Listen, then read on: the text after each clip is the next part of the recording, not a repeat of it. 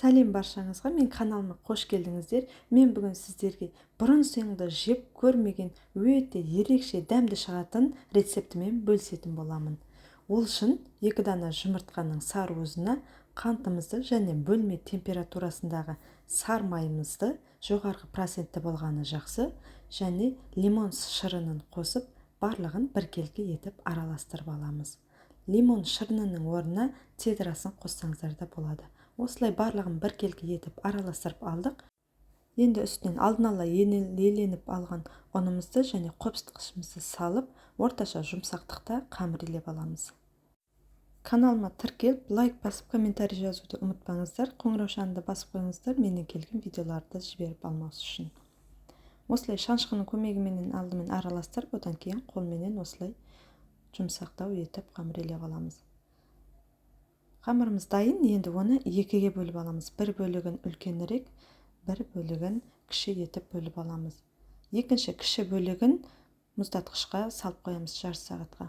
Оған дейін 2 дана жұмыртқаның ақуызына шым-шым тұз салып, осылай бір көпіртіп аламыз да үстінен қант салып, меренге жасайтын боламыз.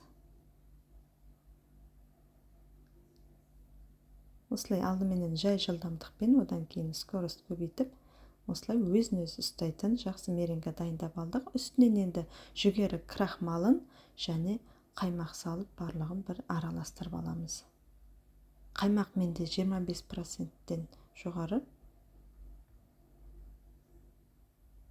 Қаймағымызды салғанда осындай сұйықтау консистенция дайын болады. Енді дайындап алған формамызға осылай қамырымызды жайып шығамыз. Менде 24 диаметрлік, үстінен осылай салмамызды, меренгамызды салып шығамыз да. Үстінен тоңазытқышқа салып қойған қамырымыздың екінші бөлігін үккіштен осылай біркелкі үгітіп, алдын ала қызып тұрған 150 градустағы пешке 30-35 минутта пісіріп алатын боламыз. Менде дайын болды, жарты сағат қана уақыт өтті, формадан шығарып аламыз. Толықтай суытып алсаңыздар да болады. Немесе мен сияқты осылай жылы күйінде де өте дәмді болады. Мен жылы күйінде жеген ұнатамын. Осылай арасын кесіп көрсетейін. Өте нәзік әрі жеңіл дайын болады. Құрамы да әрбір үйден табыла қоятын, кез келген уақытта тез дайын бола қоятын, өте ерекше дәмді, дәмі чизкекке ұқсайды, нежный, өте әдемі болып шығады.